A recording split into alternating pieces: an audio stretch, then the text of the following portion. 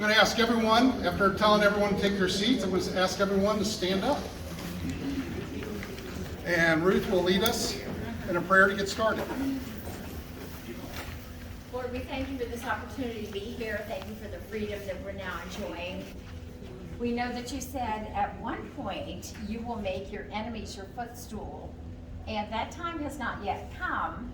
And we just trust you because everything you say is true, so we know that's going to happen. But since it has not happened, we are diligent in doing what you have for us to do. And so we ask for your strength, your power, and your wisdom in everything we do.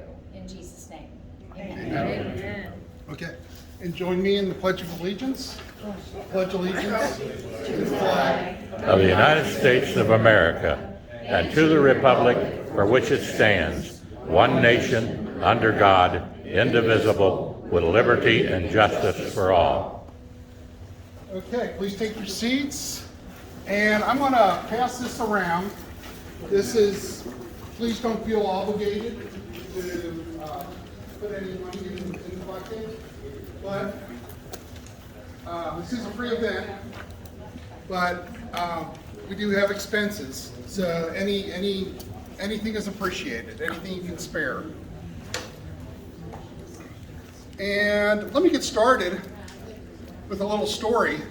You may have heard this. They'll know that there was and I need notes to tell it. There was a busload of politicians. They were driving down a old country road, and the driver lost control and ran into old Pete's barn. You heard about this on the news, right? Well, old Pete heard the commotion. He went to go investigate, and he found the carnage, which was considerable. It was bad. So after thinking about what he was going to do, old Pete dug a large hole, and he buried all the politicians in the hole. Yay! Well, the next day, the local sheriff heard about the missing bus, and he was investigating, and he found the bus still, and it crashed into old Pete's barn. Well, he found old Pete, and Pete asked, he said, what happened? And Pete told him, well, I buried all the politicians. And the chief said, good God, did they all die? And he said, some of them said they were still alive, but you can't believe anything a politician says.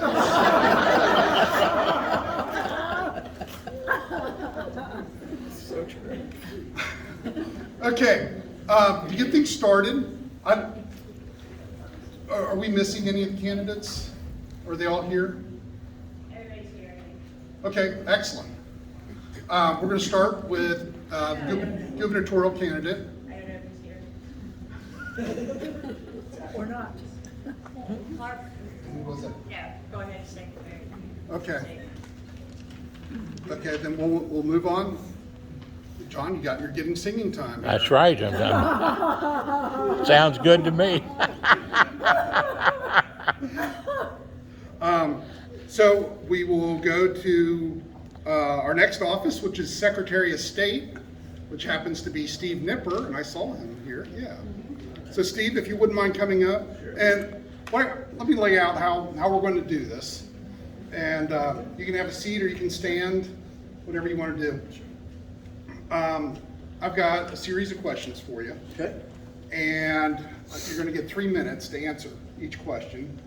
And Gina will be giving you a heads up at 2.5 minutes. All right. And just so you can wrap it up, and at 3 minutes, we'll go on to the next question. Okay. Now, some of these questions may or may not pertain to the office. Okay. So the ones that do not pertain to the actual duties of the office will give our audience an idea of kind of person you are, or where you stand, Okay. where you stand when it comes to policies. All right. So, this should be easy for you. I'm going to start off with something that does not pertain to the office. Okay, U.S. News and World Report ranked Kentucky It's 36 in education and 41st overall. Is it acceptable to you for this type of ranking, and what would you do to change it? Well, let me get up here. Well, I mean, obviously, it falls out of the spectrum of the Secretary of State's office, but we have to remember that the education is key to exactly the younger generation. It's always the younger generation that you want to make sure that you have the attention of and that you're actually focusing on. So if I was taxed with that situation, the very first thing that I'd do is I would get rid of the teachers' unions. I would get rid of the people who are clogging up the mess and allow teachers to teach. Some of the best teachers I had in the world were just people who just had free will to do whatever they want and to tell me exactly this is the way thing is and this is the way life is. That's how I learn. That's how everybody learns. So get rid of the bureaucracy. Let people do what they want to do. You can stay standing. Oh, okay. I'll try to yell the questions. If anyone has trouble hearing, just let me know. Okay. Are you confident that the last election was legitimate? Which one? Look, I said back in 2015 that there was a problem. When I ran for Secretary of State the first time, I said there was a problem with two things: dirty voter rolls and your electronic voting machines. Why did I say that? Well, because I've worked 20 years in the IT industry. And I knew the experience that I had from there to tell me that Y2K should have been a lesson for everybody. If you don't know how many billions of dollars were made off individuals plus corporations, and all you really needed to do was change the calendar inside your computer to match 1947, that would have stopped a lot of panic that people had, that planes were going to fall from the sky, that your water is going to be turned off, that your electricity, all the stuff that we see now is just stuff, hot button issues to make you react really quick. That's the IT industry. Now, how many thought Google was a good idea when it first came out? When it first came out, it's pretty sweet, right? You get all the information you want. Little did you know, they're getting more information about you. So it's one of these things where you need to be in the process to learn, and you need to understand that to mix the IT industry with the election process is a horrible, horrible idea. So I always use, and I always kind of like to tweak a lot of people, especially in some of the areas that don't really agree with me, I say Y2K was probably the biggest hoax since the 2020 election. So, yes, I do believe that the 2020 election was fraudulent, plus the 2022. Okay. And just to follow up, as Secretary of State, I mean, help me out. The Secretary of State, can you fix the elections? Fix in what way? I should say repair the elections. Let me go get Michael Adams if you want to fix the election. Did I say, oh, is this a mic? All right. So, if you're asking how we get out of the mess we're in, the number one thing that we need to do is, how many have heard of ERIC? Great, a very educated group, I understand. The very first thing we need to do is cut the ties to all these peripherals that are around us, okay? So anything that's linked to George Soros, anything that's linked to any other third-party group that takes control away from us, clip it. Could I do that as Secretary of State? Well, it depends. There's a lot of fine new powers that Mr. Adams is acquiring for himself through new legislation. And that makes him the chief of the head of the Board of Elections. So as the head of the Board of Elections, there's all kinds of things I can do. I'm not going to disclose them to everybody, but I'll just tell you there's certain things we can do to say, I believe this machine needs to be tested a certain way, and if it doesn't pass its test, which it will not, we don't have to use it. So there's things that we can do. I have a very detailed plan. I've had a friend of everybody in this room kind of look at it for the legal purposes. I won't mention her name, but I think we pretty much have everything squared away of what we need to do. So day one, all those peripherals, all those things that are really taking away from our elections and giving us, they're just taking our elections away from us, will be gone. And we can actually do something quite common, like go back to precincts, go back to smaller precincts, return the government to the local county clerks. So I think I've drummed onto that answer here long enough, but yes, there is ways that we can get out of this mess. And another quote. Yes. What is the status of the voter rolls in Kentucky? Glad you asked. This is like, so the overall voter rolls, when we first started, the very beginning of the year, we had 103% registration rate compared to citizens. So that means we had more registered voters than we did citizens in our whole state, okay? So I know we're in Boone County, but in Kenton County, which is my home county, after the cleanup, I mean, we are so gung-ho in Kenton County, we have 111% registered voters. Let's go Kenton County. That's right, that's right. Everybody wants to vote. And why is that important, really? Because a lot of people are saying, what's the big deal of dirty voter rolls? Does everybody really understand why dirty voter rolls are a problem? It's identity theft. Yeah, it's exactly what it is. It's like when you had to chew up your credit card receipts when in the 90s and stuff, people would shred this, and it's another scam, shredders, anyway. But when everybody was shredding all their documentation because they didn't want their identity theft, it's the same thing when you do voters. Because systems like ERIC, what we're finding out, systems like ERIC go out and actually register people, and those registrations get printed ballots. Those ballots get mailed to people. And how many saw 2,000 mules? Wow. Dinesh D'Souza thanks you. But you see what happens. You see the process. Does that happen in Kentucky? Yes, it does. That's why we can't get 10X records. It's why we can't get certain records, something that should be so common that says, show me who voted in the last election. Not how they voted, just who. And why don't they want you to see that? Because if they don't want you to see that, because if you get the list and you say, wow, all right, Mary Smith lives at 123 Maple Street, you walk up, hey, Mary, just asking you a question. Did you vote in the last election? Mary hasn't lived here for 10 years. I've talked to so many people on the campaign trail that told me they'll get 4 and 5 different ballots in their mail all the time. Mr. Adams hates it when I'm at Lincoln Day dinners because I call him out on it. I let people know that we have 103% voter rolls. I let people know that we're worse off now than we were with Allison Grimes. We really are. I have some pamphlets that I'd be more than happy to give you guys. Right back here, this will show you the graph with Michael Adams and Allison Grimes of where we are now. And it's gotten so bad that Mike has gone into hiding. I haven't seen him now for 3 debates. Oh, darn. Oh, we're done? No, I said something, no, Oh, okay. we're now at 30 seconds. Now 30 seconds, okay. So I've drummed on long enough for that one too. But there are things we can do with the voter rolls that need to be cleaned up. It's not that it's hard, it's just that really we've gone to a centralized power where Adams makes all the county clerks, he has stripped their powers away, and everything has to be done at Frankfurt. So nobody's really working the process. Those voter rolls just keep getting, they pile up, nobody's working. So the system will work when it's working. And a question going out of the job duties of Secretary of State, but next question is, do you think it's appropriate for tax dollars to fund abortions? No, not at all. Not at all. I mean, personally to me, I'll tell you a really quick story.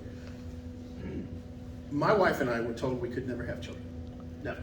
Okay? So when we were faced with the fact that we couldn't have children, we decided to go to adoption. And so before we started the adoption process, we found out, guess what? My wife was pregnant.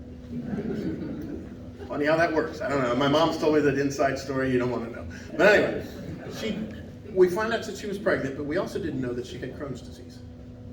And because she had Crohn's disease, the baby itself her immune system was attacking on her firstborn child. And so there was, I can't tell you the amount of ups and downs that we had with this pregnancy. And they were telling us time and time again, you know, the child's not going to live past this week. And my wife and I prayed about it. He would live, go past this marker, go past this marker, go past this marker. Then his lungs weren't going to be developed enough. Then it wasn't this. And finally, a high-risk physician at Good Samaritan told me, Mr. Nipper, we really, really need you to understand what you're saying here. Your wife is going to pass away and die because her intestines are leaking and she has severe infection in her body and she's going to pass away. And I said, sir, as weird as this may sound, my wife and I have already prayed about this and we're not going to do that. We're going to keep going. And he got in my face week after week, and then finally we made it to the 38th week, I think, or 28 weeks. And my son was 2 pounds, 14 ounces, emergency C-section. My wife passed away 3 times. And they told me my son would never see, he might be alive and he might be born, but he would never see because the oxygen they had to use was just, too bad, and everything. Nothing could be further from the truth. My son graduated from college this year, and he's 18. He's got a job with the NSA coming up to do cybersecurity. He is one of the smartest people I've ever met in my life. And then when we finally go to China, and we actually do go to adopt, the child that we're given is so severely mentally retarded that we had no idea. And the Chinese government, I kid you not, the guy told us, my Mandarin wasn't as good as it is now, but at the time he told us, we didn't know she was this way, we'll give you a new one. And I thought, no, that's not the way we work, we're gonna keep her anyway. And they fought us to actually take her out of the country. But that was my daughter Grace, who just recently passed away. But she had a great and wonderful life with us for 14 years. But she never would have had. And she touched so many lives in America, I can't tell you. So the thought to me of putting $1 or 1 cent towards abortion, it's sickening. It's just absolutely sickening. Amen. Praise the Lord. Gina, do we need to move on to the next candidate? We have time for one more. Okay. I gotta find one more.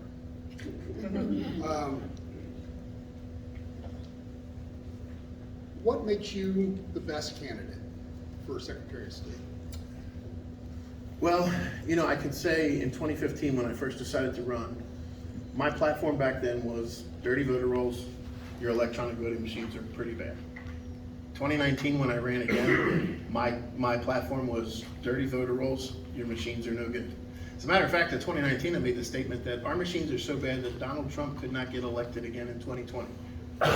He thought that was funny. I know that's been passed on. Mr. Lindell gave that to him.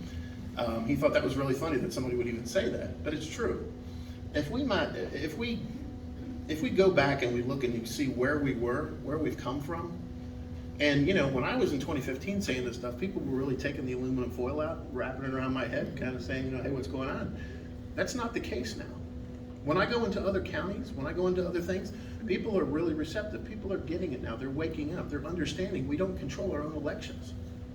I've been warning people we don't control, we don't control. And I'll tell you, we kind of played a little trick on Michael Adams. Michael Adams thought I was going to come out and just be the fraud guy. It's exactly opposite. What I'm out telling people is we don't control our own elections. We've taken a third-party administrator, being the voting machine companies, and replaced our county clerks with them. That's really essentially what we've done. And we don't control anything. They program it, and at the end of the night, those results, they load them up to Frankfurt. Now, I've had quite a few county clerks argue with me and yell at me at meetings, call me everything but Father Christmas, and that's fine. Because when I walk them through the process and I say, what do you do with the results at the end of the night? It leads to the same conclusion. They don't know. They don't know where those records go. None of those records are reconciled.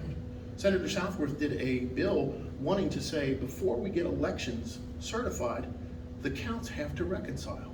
That sounds common sense, doesn't it? Guess what? It never made it. That's weird. Why would you get so defensive when people ask for recounts? When I was at Bullitt County, there was a lady who was there who was a supporter of Michael Adams. And because he could not answer anything that I was saying to him, and because of the fact that he turned bright red and had to get up and leave, she came up to me and said, you must be hitting his bell. I said, ma'am, he's dodging me like everybody else. I mean, he doesn't want to be anywhere around me. He owns these. I'm going to make him own it. And I want everybody else to understand what these machines are. And if we don't want them anymore, we shouldn't have to play them, but we have to play in his game.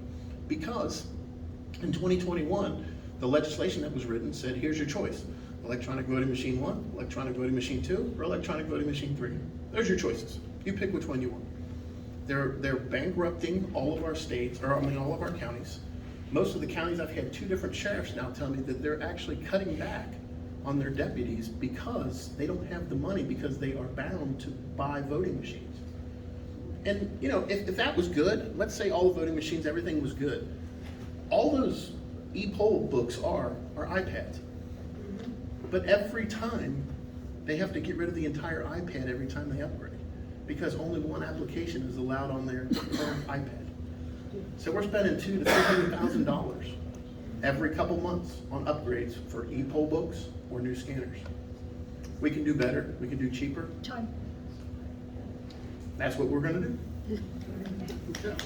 I got one more question. All right. This is kind of a fun question. All right. There's no right answer, right All or right. you can choice it too.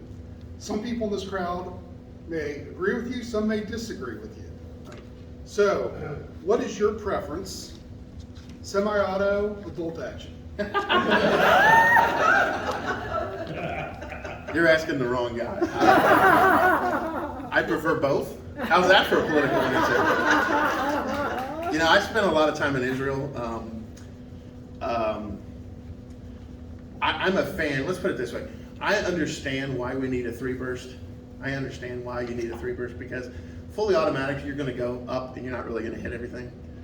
But they're fun. I mean, I'll just be honest with you. They are good fun, especially when you have a good target to shoot at. So I'll probably go with full. Okay. All right. Good deal. All right. Thank you. Thanks. Sorry. Plenty of signs back there if you guys want to grab a sign. Any donations, anything, I would be appreciated. It's very expensive to run a statewide race, so just consider it. We got some handouts that have the website and all. Thank you guys very much. I appreciate it. Okay. And I just found out that Jacob Clark is here, our gubernatorial candidate. So I'm going to ask him to come on up and I'll explain the process. Okay. What we're doing is I'm going to be asking questions. You can sit down or stand up, whatever you want to do. And you get 3 minutes to answer each question. Okay. And Gina's going to give you a 2.5-minute warning, and then 3 minutes, and we'll go on to the next question. Okay, great. Okay. If you want, you can take the mic. I gotta apologize for being late, 3 hours away. On the way up, it basically drove through a tornado. And at one point, there was a boat in front of me. This guy's pulling a boat, and I thought, man, we might have to just get on that thing. All right, let's do this. Okay. Start off with, and some of these questions may not pertain Okay. to the office. Right. It's just a matter of just getting to know your character and where you stand on things. Okay. So the first question is, what makes you, what in your experience or your background makes you the most qualified candidate? Most qualified, okay. Well, because our country is in a terrible shape, and we have tried the career politician thing. We've tried that a lot. From here on out, I'm gonna really myself support candidates who have been severely wronged by government. Okay, and I got 3 minutes on this, right? Yes. Yeah. Okay. And what I mean by that, in 2018, right before Christmas, I had just been elected to pastor the church, and some corrupt CPS workers came, tried to take my children away. It was hell for 9 months. I represent myself.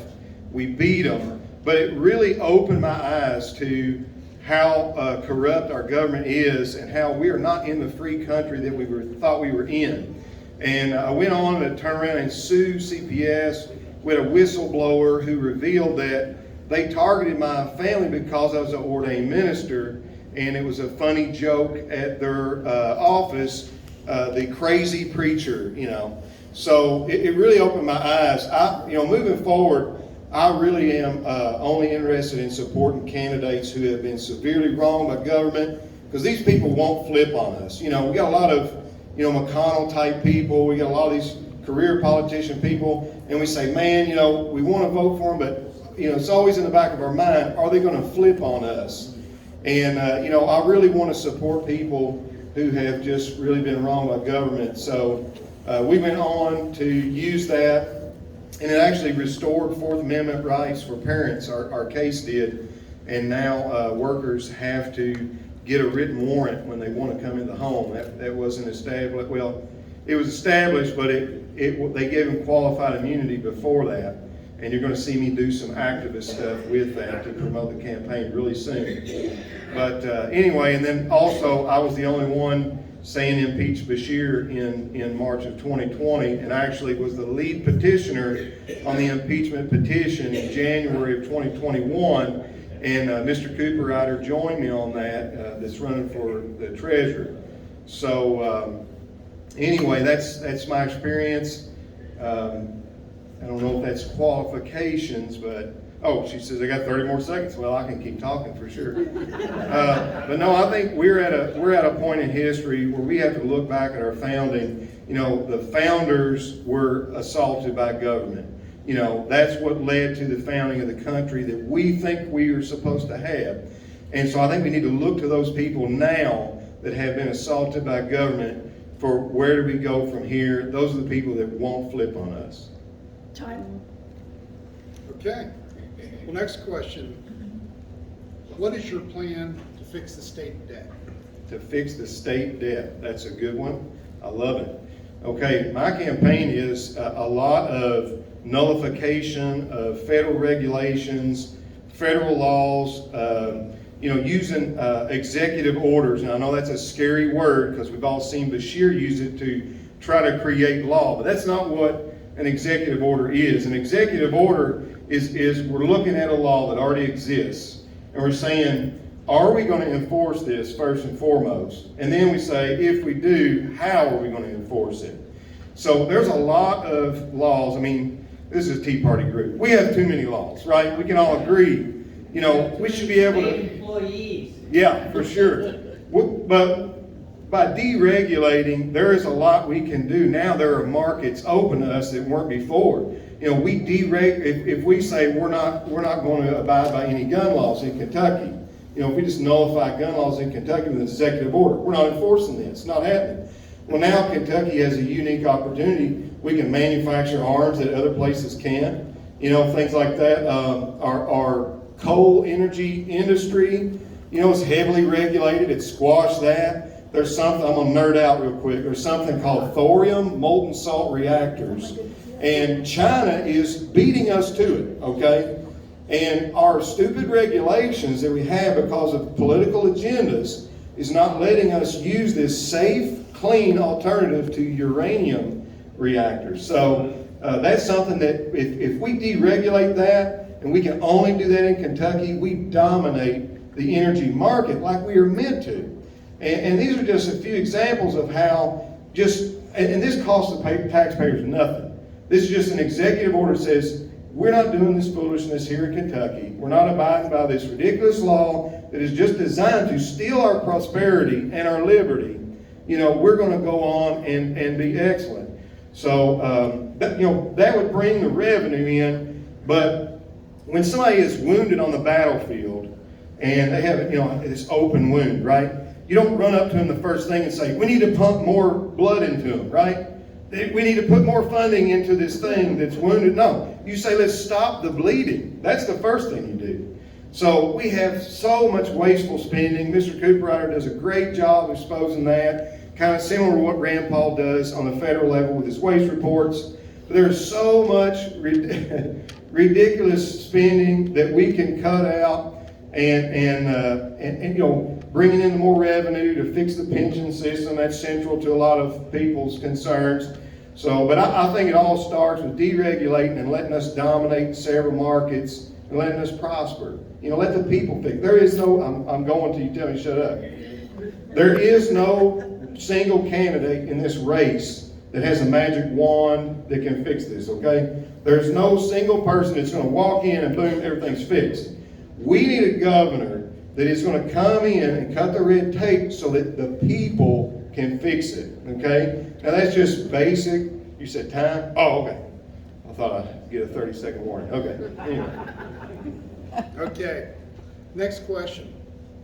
Does Kentucky's certificate of need help or hurt Kentuckians' access to quality and low-cost health care? Oh, great. I get to kind of pick up where I was leaving off there. Certificate of need is a terrible idea, okay? Here's my illustration for certificate of need, okay?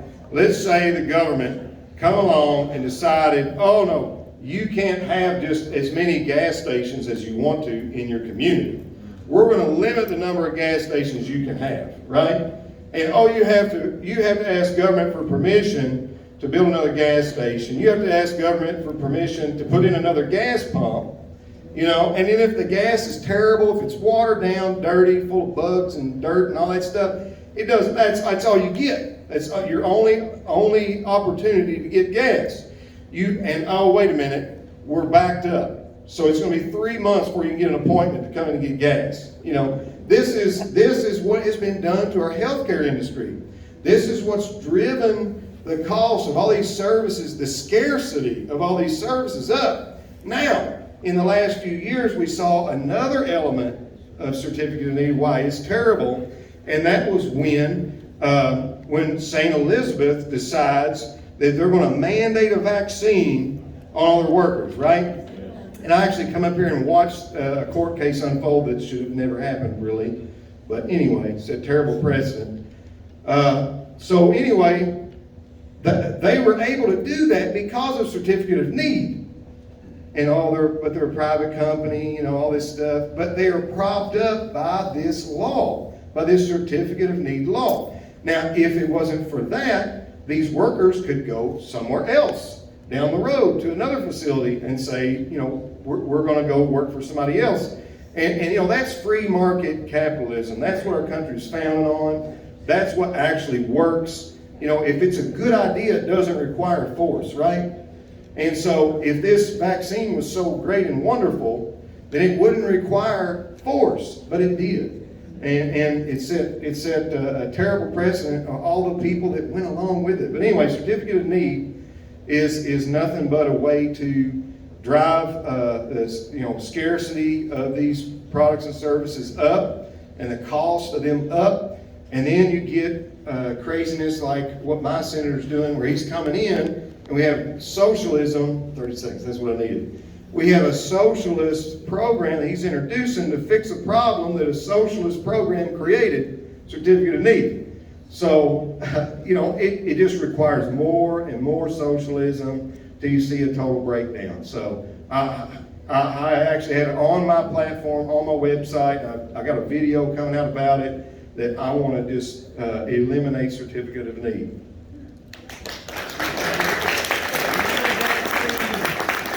Not a vaccine, right? Experimental injection, sure.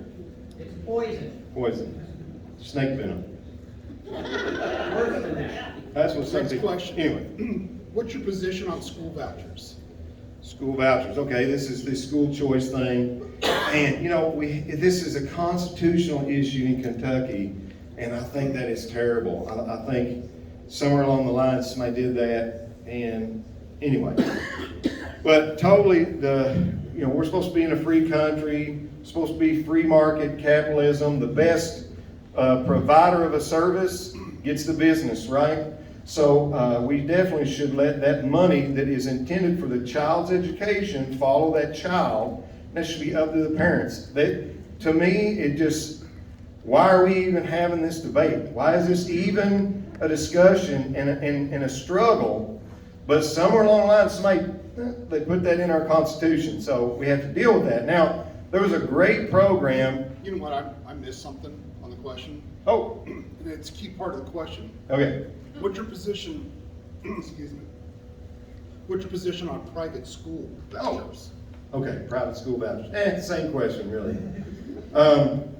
No, schools should have to compete for this money. Okay, I started a business off of my inventions. I'm an inventor, an idea man, and the only way for that to work is for me to make the best product, right? I don't get to go lobby government and say prop up my terrible company with regulations. You know, that happens all the time. And so in order for me to stay in business, I have to provide a great service so that people choose me instead of the other company. And that's what our kids deserve. You know, we want them to have the best, not what government has mandated, be it the best or the worst. So, I don't see why we're having so much trouble grasping this concept. I guess it's because we've been Democrat-led in the legislature for like 100 years. And they suck. Yeah, and they suck. And now we're Republican supermajority, you know, and they're kind of wiggling. They're kind of wiggling their way. Don't know what to do. Do we really want to be conservative or not? But anyway, we should do whatever it takes to get to the point where the money follows the child. And it is going to take a constitutional amendment, but I would do anything I could. And I'll tell you this, the governor gets to do a lot, 30 seconds, a lot in regards to how does a school function, right? And I have said this a lot, and this is kind of become my thing. And you hashtag it. Is that what the kids are doing these days? I would rather my school be broke than woke. Okay? So, in the community I'm in, you know, I go to church with some of our school teachers. They don't like this nonsense. Time? Okay. Okay, that's our last question. So this is the fun That was que- it? That's it? Oh, this is it. This fun question. You got one more? Yeah, I got one more. Okay. And this is the one, They're all fun. it's either one or the other. The message of liberty is Some fun. people here will agree with you, some people won't. Uh-oh. That's just your preference. Man. So what is your preference? 223 or 556? Oh, dear. Oh man, you know, I always get the wild barrel so I can shoot either one just because I'm lazy and I don't stock up when I should. But yeah, I don't know. I wanted to build a 300 blackout and I don't even know. They're just cool. You know, something short like that, subsonic. But no, I'm not going to tell you. It would be illegal for me to mention all these things. All I'm going to say is I have a really extensive CNC machine shop. Okay? That's all I'm going to say. And part of my platform is that I would issue an executive order that would nullify all gun laws. And people kind of snicker at that and everything, but it kind of breaks my heart. Kind of breaks my heart that we have come to the point in our country where the crazy guy is the one talking about full-blown freedom. Isn't that sad? Absolutely. You know, the guy that gets looked at like, oh, that's just an absurd idea, is the one that wants you to make the decisions in your life. And that, I mean, that's from, gun rights is just a good example. But it's all the way down to your refrigerator. No raw milk. You know, this is absurd. So, you know, to answer your question, they all have their own place. But I get whatever's cheap at the time, and I use a wild barrel. So to shoot both. Thank you. Yes, sir. Thank you. Good to see you again. Nice to see you. Okay, next is, we should have 2 candidates for Secretary of Agriculture. But yeah, please come up.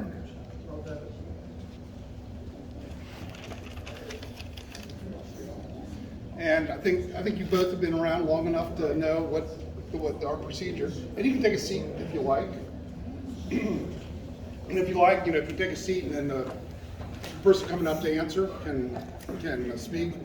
And I'll tell you right now, I'm going to ask, when I ask the first question, I have to leave and get a drink of water because so I'm not just abandoning and I'm not just taking off, but just want to let you know I need to. Eric wants to introduce them.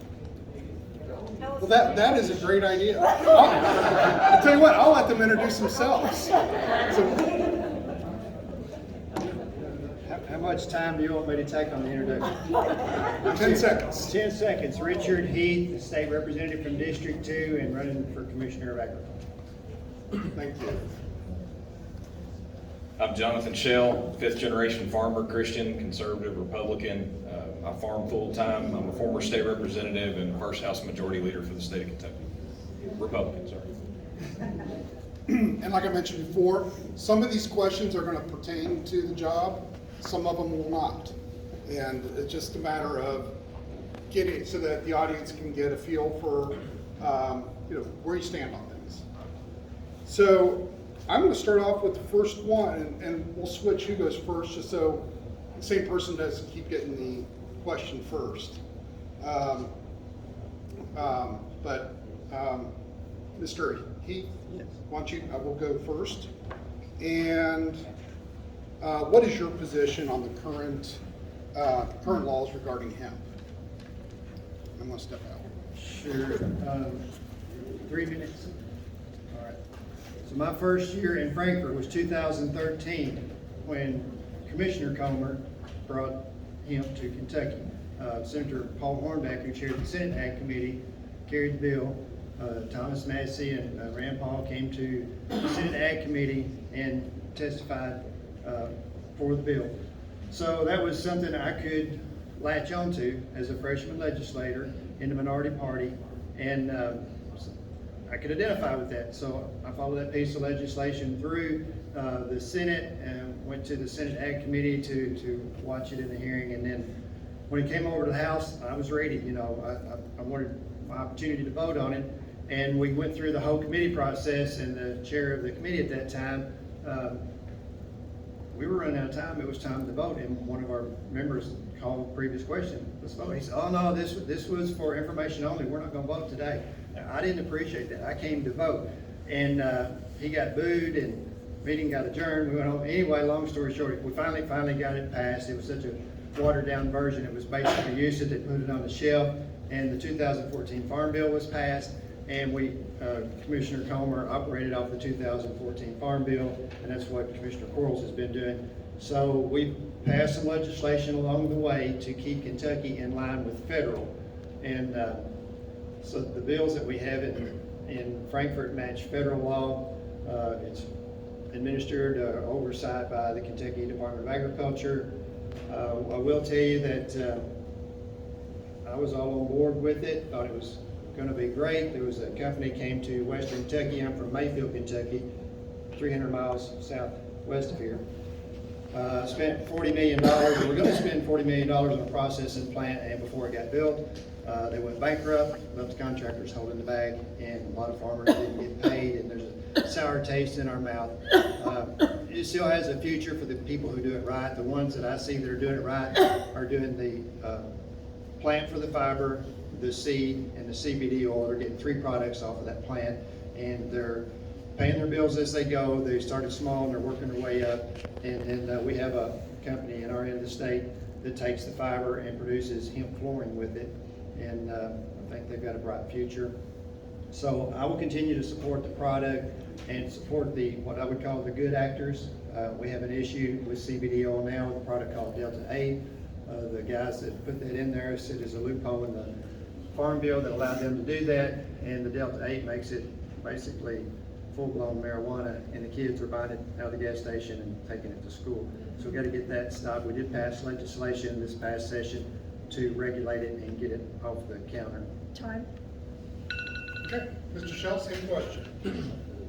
Your position on the current laws regarding hemp. Thank you, and my goal is to not take all 3 minutes this entire time. I'm for hemp.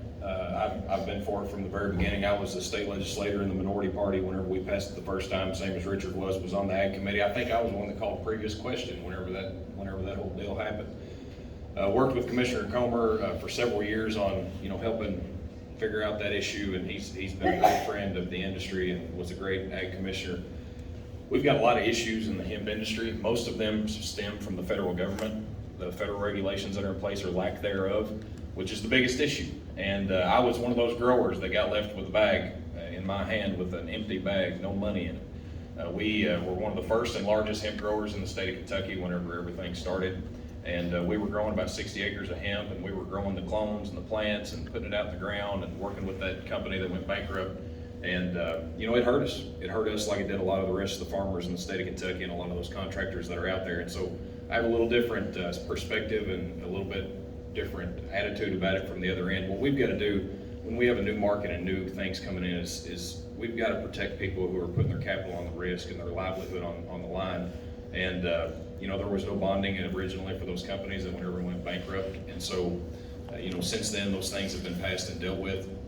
But we've just got to ensure that whenever we have new markets coming into this state, that we do it slowly. And I've got a product right now that I'm growing on my farm called Artemisia, and it's potentially a cancer medication that they're working with at the Markey Cancer Center.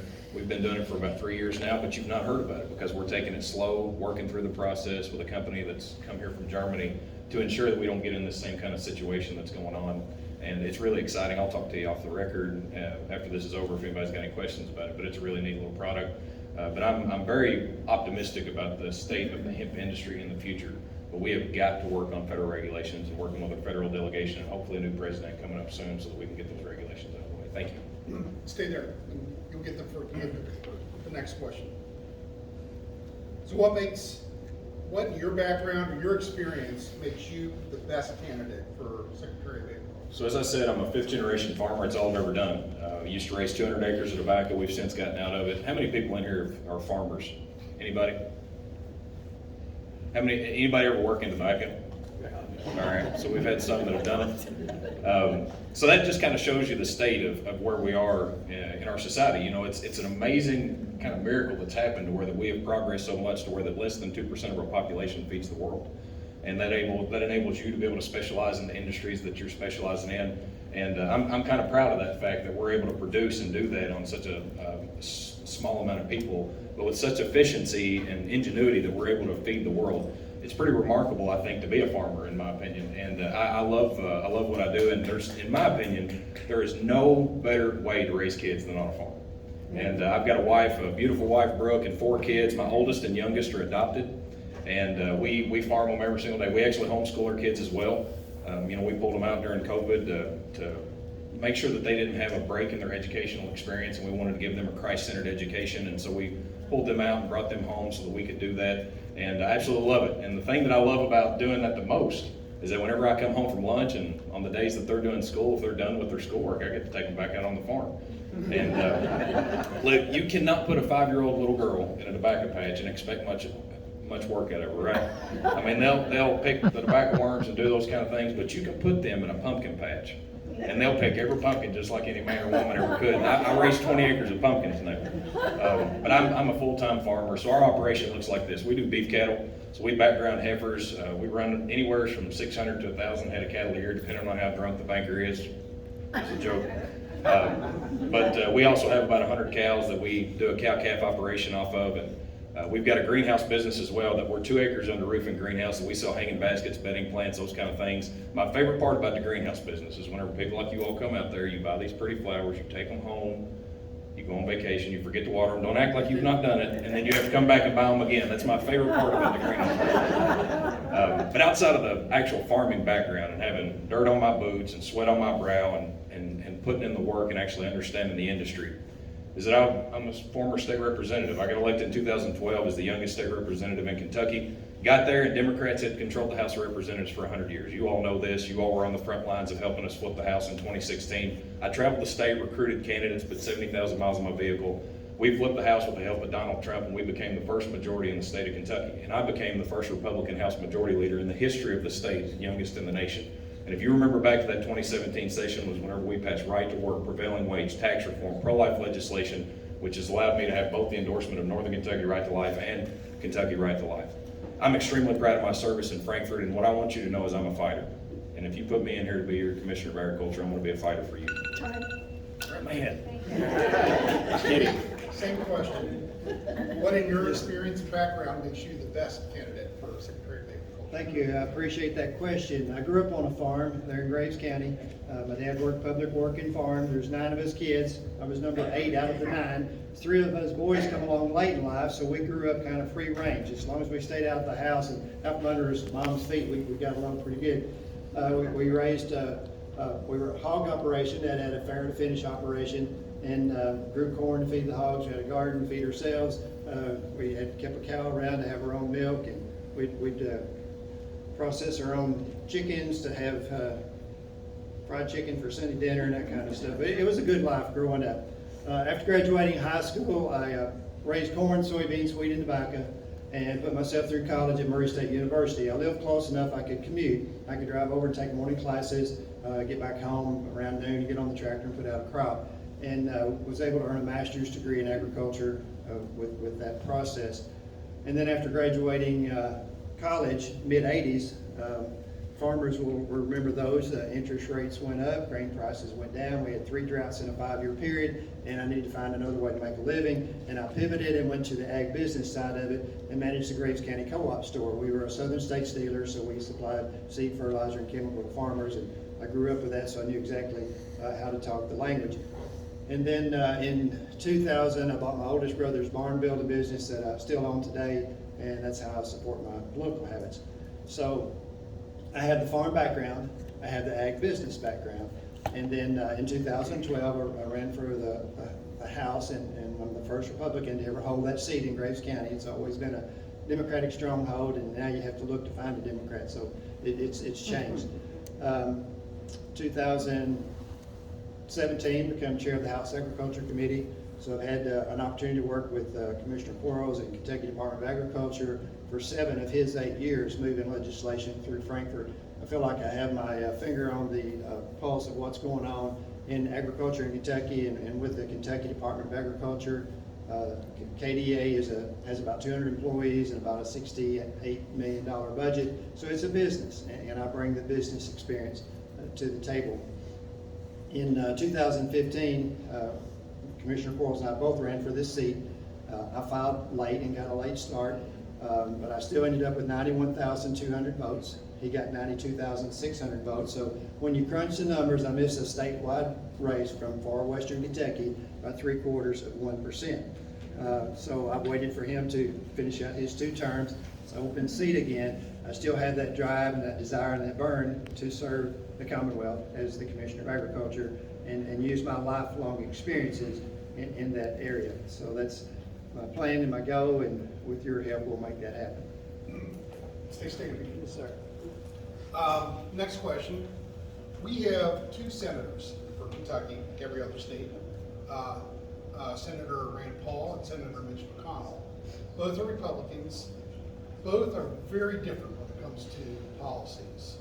Which one do you most identify with? Well, that was an easy one, especially in this part of the state. But Rand Paul is the short answer, but here's why. 2010, I got interested in the Senate race, and actually pitched in and helped in my end of the state in a small way. I'd never done that before. I was a duck out of water. Drove from Mayfield to Paducah and got on the phone bank and made phone calls, and that was really uncomfortable for me. But attended some fundraisers, put some yard signs out. And when he got elected, I told my wife, I said, I need to find a way to get involved. Don't know where, don't know how, but I need to find a place to get involved. And then 2012, our state representative put a notice in the paper right before Christmas he was not going to run for re-election. And I couldn't sleep the next 3 nights for thinking about that seat. So I give Rand Paul credit for giving me the desire to want to run for public office. Now, I'm a friend of Senator McConnell's. I've called his office when I've needed something, and full disclosure, I'm an open book. He has donated to my campaign as a state representative through the Bluegrass Institute, and I'll just be open and honest with you. Anytime you have a question for me, I won't lie to you. I'm not like all politicians. I hate it when they paint us all with the same brush, but I feel like I'm a straight shooter. I've always supported Rand Paul, and I appreciate his stand on some of the issues in Frankfort. You can find fault with any political candidate. You'll never find any one candidate that's going to vote 100% of the time, 100% of the way that you want them to vote, whether it's our U.S. senators or U.S. congressmen, a member of the House of Representatives, or a member of the state Senate. So I'll do what I can, and District 2 is rural Kentucky. Mayfield has a population of about 10,000, and we're conservative. I grew up in a conservative Baptist household, and we didn't smoke and we didn't drink, and that's the way I grew up. And so I've won every election where I ran for re-election. The last 2 times I've won with 85% of the vote. So I think the people who elected me to send me to Frankfort to represent them are happy with the way I represent them. Is there people in my district that don't agree with every single vote I take? There is, but we have to find some common ground and move forward, and that's probably a good place to cut it off. Thank you. Mr. Shell, same question. Is it okay to say Jamie Comer? That's my favorite Kentucky politician, period. He's a good friend of mine, and boy, is he doing a good job right now, taking it to Hunter Biden and the Biden administration. He is absolutely my favorite person. But for me, I would say that policy-wise, I probably identify and align more with Rand Paul from a political standpoint and tenacity and understanding how to get elected and those kind of things. I think Senator McConnell, there's nobody better at the political side of it and strategy than what he is. But like Richard said, you can find fault with anybody. Any elected politician in the state of Kentucky's got their own faults. I've got my own myself. But yeah, I mean, we've got an extreme amount of influence in Washington, D.C., just in such a small state, with having the minority leader was the majority leader for the U.S. Senate, having Rand Paul, who is a national icon for conservative values, your all's representative Thomas Massey, who's unbelievable, and I'm so proud of what hopefully he's going to be able to accomplish with this church committee. That's probably one of the things that I'm most excited about this new Congress that's coming in, is to see how effective that he's going to be able to be. And I asked him, I think it was at the National Gun Rights Association meeting that we had up here in Northern Kentucky not long ago. I was asking him, I said, are you going to be able to do it? Like, are they giving you the reins? And he said, you'll know, because I won't stay on it if they don't. And that's what I love the most about him. And, you know, if you'd have said 10 years ago, when he first got elected and all the stuff that he's gone through, that he'd be on the Rules Committee, one of the most powerful committees in Congress, I mean, none of us would have thought that would have happened. But he stayed the course, he stayed true to himself, and he's actually pretty influential in Washington now. And we've got probably the most per capita, from a state perspective, of influence in the entire nation, just here in Kentucky with our elected officials. Okay. And let's see, we'll do one more question. Again, this is more about finding a little bit more out about candidates. So, do you think it's appropriate for tax dollars to fund abortions? Absolutely not. And I'm an adoptive father. As I said earlier, my oldest and youngest children are both adopted, and you know, I'm proud to have the Northern Kentucky Right to Life endorsement and the Kentucky Right to Life endorsement. One of the main reasons, if not the main reason, why I ran for state representative the first time was because of the pro-life issue. And if I'm not mistaken, it's been a couple years now, I think that House Bill 2 was the first bill that we actually passed through and sent to the governor whenever we took over the majority, which was the first pro-life bill that was passed whenever we did that. And you know, I'm 100% pro-life, extremely that way, and unapologetically that way. I'm a Sunday school teacher at my church.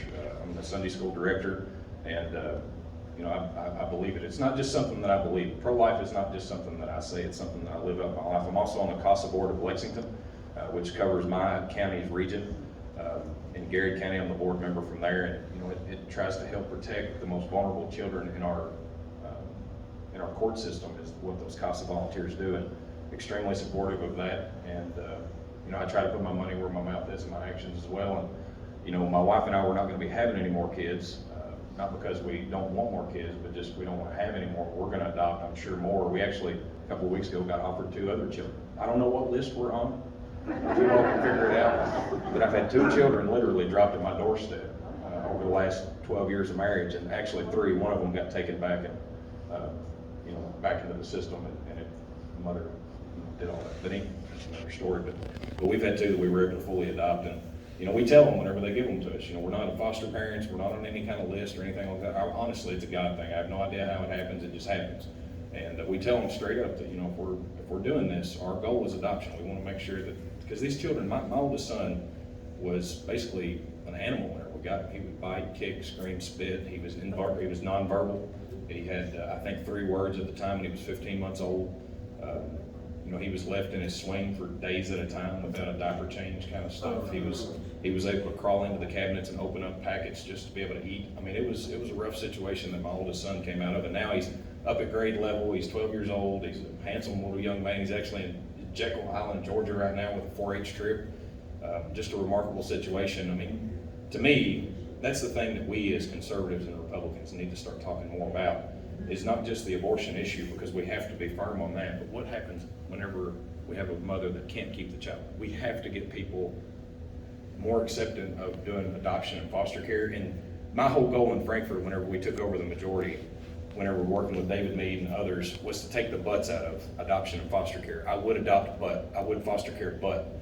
And hopefully we have a new governor that's going to be a Republican, and I want to be extremely helpful and influential to them to try and make sure that we go further and further down the line to make it easier and get rid of more butts in the adoption and foster care system. Thank you. It's very personal to me. Thank you.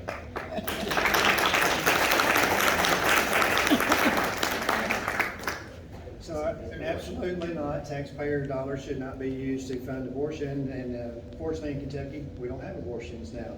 We have outlawed those. I have co-sponsored and voted for every pro-life bill that's been passed since 2017. And I've also earned the Right to Life endorsement and the Northern Kentucky Right to Life endorsement. So I haven't met a Democrat yet that's done that, but I think a bunch of those Republicans have. I wonder what's up with that. But yeah, I appreciate the opportunity to answer the question, and you know, I can belabor this, but if you want the short answer, that's it. We had a bill this past time. It was Representative Nancy Tate carried the bill, an omnibus bill, and when that passed and Roe versus Wade was overturned, that put Kentucky in a position, the trigger law, that said no more abortions in the state of Kentucky. So for however many months it's been, there has not been an abortion performed in the state of Kentucky. And I will continue to support that going forward. I would like to mention that when all this was going down and some of the comments on the House floor, kind of behind the scenes, was, you know, we've done so much, we've passed so many pro-life bills, how many more do we need?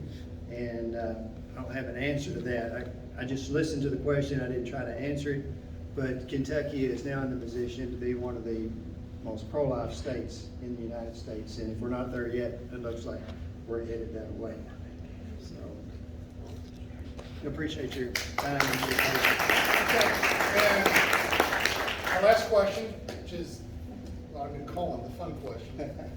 What is your preference, 30-06 or 308? The 308, but I'll tell you what I have at home.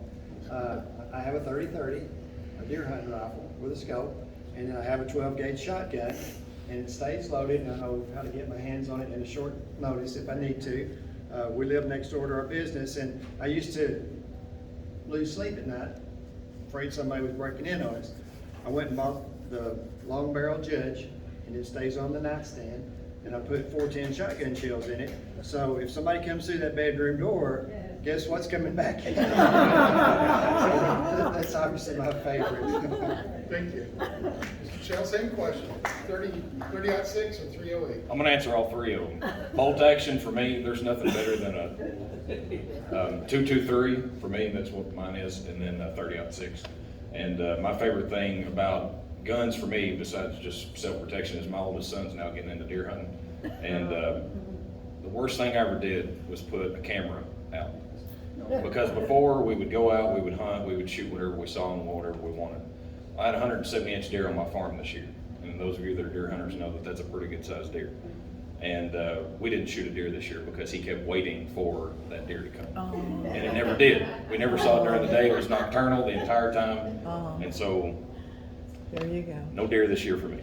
Thank you. Thank you. John Michelle.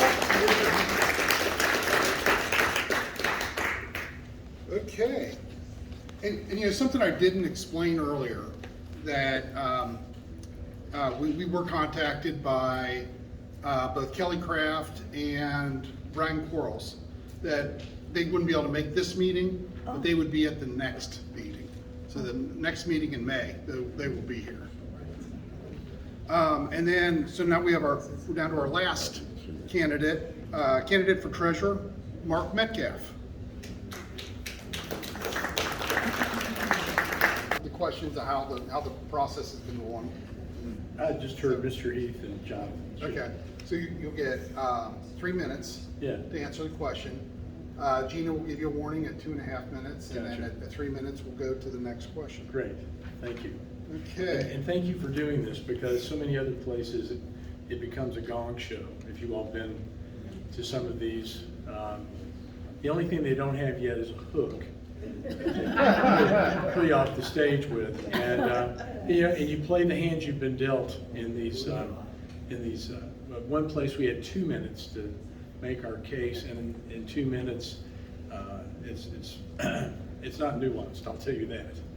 Anyway, First question is, what in your background or experience makes you the best candidate for treasurer? Thank you for that question. I've been a prosecutor for next month, 29 years. I've served as a judge on the U.S. Immigration Court, Miami, Florida. I have worn the cloth of our country in Iraq. I'm a combat veteran. I served on Harold Rogers' staff both in Kentucky and in Washington. And as a county attorney, I've served 22 years. I've been an assistant Commonwealth's attorney, assistant county attorney. I was, under President Bush, I was his special counsel for election reform. You all remember that little election in 2000. I handled the bill that corrected the problems from the 2000 election for President Bush and John Ashcroft. I then went to domestic security. We call that border security nowadays. And then I went to Guantanamo and took care of a terrorism case. That was Moazzam Begg, and Begg is now back with the Brits. We picked him up. His bookstore was a drop point for Al-Qaeda and the Taliban in Kabul. And then I became a judge after that. All of those experiences end up recommending me across the breadth and depth of a career that's been spent serving the public. I was Kentucky's outstanding county attorney in 2013. My child support office was tops in the state in 2017. We collect on average between $1.25 and $1.4 million a year for Garrett County families. And one of the things that one of my employees said to me, we really affect people's lives. And my response was, yeah, we really do. So I want to bring the same level of service to Kentucky in terms of having the open door, bringing to all of you who, and I'm going to give you my cell phone tonight. It's what I give for everybody in Garrett County. You want my cell phone? Here it is. Bringing to you that touch that says, this guy gets it. He's concerned about my problems. Now, sure, I'm going to staff them out, but I'm going to make sure that your problem is addressed. I see a sign that says 30 seconds. We have cut my office by 20% since I joined. I have an eye on the bottom line. And I haven't asked the fiscal court for an increase now in 3 fiscal years. Lastly, and this is the last point I'm going to make, I want to shrink the size of the treasurer's office. Smaller government means less government in our lives, and I am a small government Republican. I want to make sure you know that. Thank you. And this is a two-part question. Yes, sir. So the first part you can answer very quickly, and then the next part is expand on it. Is there anything the state treasurer can do about the state debt? Thank you. Okay. We have more debt than we can pay off. We have roughly $16 billion in assets. We have, with our debt at the pension level, we have $25 billion in unfunded liabilities. What can we do? First of all, be the mouthpiece for fiscal responsibility. Now, we have to make certain of 2 things. We as Republicans are responsible. We don't put our problems off to the future because it's immoral to put a debt of today off to the future. That's the first thing. And we don't blame others for the problems. If we ask to solve something, we're not going to be blaming others. So what I'm going to be doing is this. If you think that that our website, the Treasurer's website is, if you think it's transparent now, it's going to be more transparent after I become state treasurer. Do you know that each of you as taxpayers bears a $20,000 debt all by yourselves? That's the debt on each taxpayer in Kentucky. We owe $20,000 per taxpayer. We are 44th in fiscal instability in the United States. We're number 44. We're just above what they call the hole. And we came up last year. So now we're 44th, but we get a grade D by the Truth in Accounting, a nonpartisan office that does that. I intend to fix these problems the old-fashioned way. We're going to pay our way out of debt by cutting expenses and putting the excess onto the debts. We have $800 million in unclaimed property. $800 million in unclaimed property. The last time a report was filed on that was in 2017 when, very nicely, $50 million was returned to the claimants. We've got a lot more work to do. So what I see happening here is cutting the budget. Cutting the budget and taking the excess and putting it on the debts, and be ever mindful of the fact that we should not be putting the debts of today off on our children and our grandchildren. Second. You answered both. Thank you. The How nice. second part was just to expand on that. Thank you, sir. Thank you.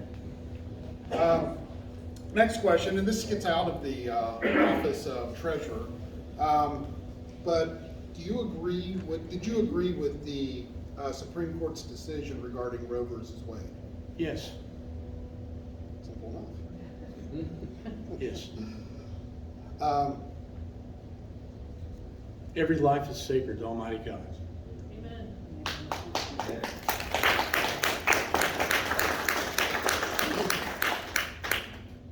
The next question is, do you think you are a better person for the position than the current treasurer?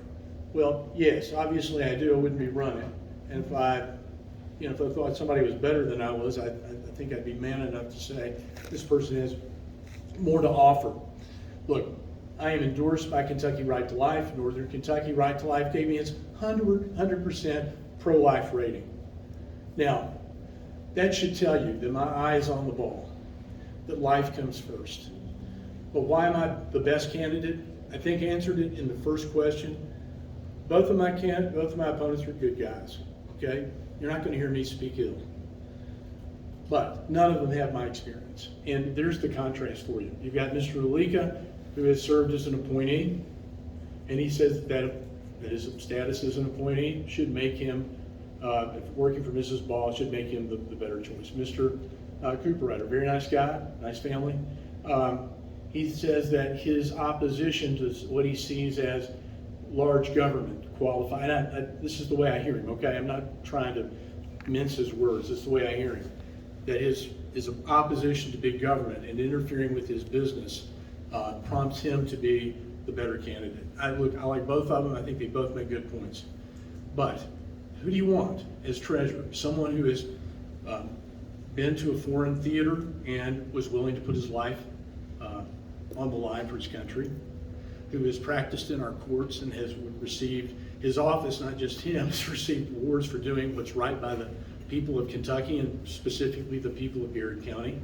I've litigated in the courts on behalf of the United States in domestic security cases and handled terrorism cases.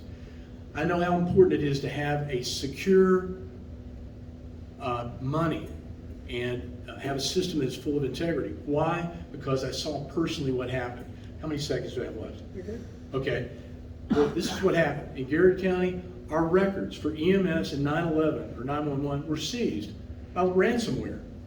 Now, if it's happened in Garrett County, it's happened out in perhaps in Boone or perhaps in Owsley or in Lee County. I want to make certain that the same technology available to the state is available to these other counties whose money and whose assets are just as important to them as Kentucky's is to Kentucky. So when you get me, thank you. When you get me working for you, you get a guy who's my usual hours. I'll just tell you, I'm at the office before 8 and I don't leave until the job is done. Usually about 7 o'clock, and I'm returning phone calls when I get home. That's just the way it is. And I welcomed it and I appreciated it, and that's why I think that I'm the most hardworking guy that you can put in that job who will accomplish the most in 4 years.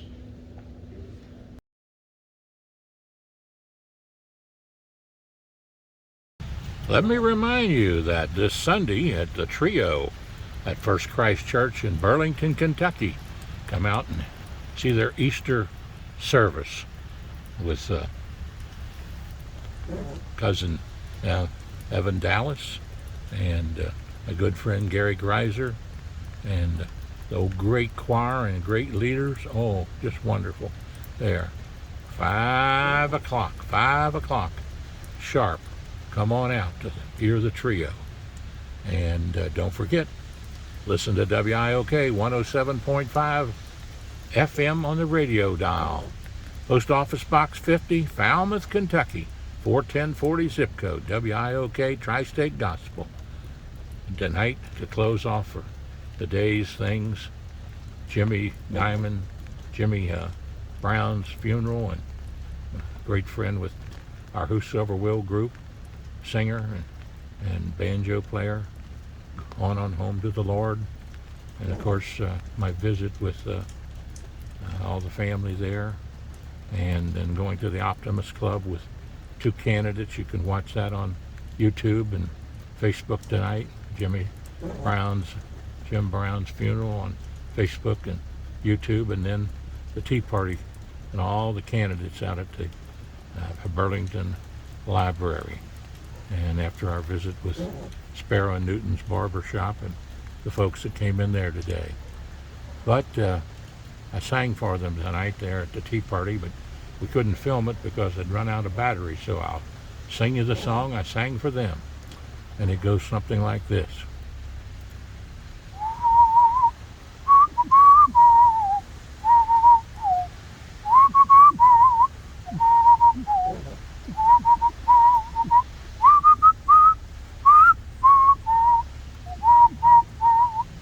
Some people say a man is made out of mud. A poor man's made out of muscle and blood. A muscle and blood and skin and bones. A mind that's weak and a back that's strong. You load 16 tons, and what did you get? Another day older and deeper in debt. San Peter, don't you call me, 'cause I can't go. I owe my soul to the company store. I was born and it was drizzling rain. Fighting and trouble was my middle name. There ain't no honky-tonk woman make me walk the line. Oh, praise the Lord, I feel just fine, thanks to Miss June. If you see me coming, better step aside. A lot of men didn't and a lot of men died. The one fist of iron, the other of steel. If the right one don't get you, then the left one will. You load 16 tons, and what did you get? Another day older and deeper in debt. San Peter, don't you call me, 'cause I can't go. I owe my soul to the company store. God bless you and have a great day. And I'm going home and lay down and go to sleep and watch a good show tonight, or listen to WIOK 107.5 FM on the radio dial. God bless you and have a great day. Travels with Dr. John Stephenson on YouTube, and John Stephenson with a PH on Facebook. Join us. God bless you. 859-750-0000.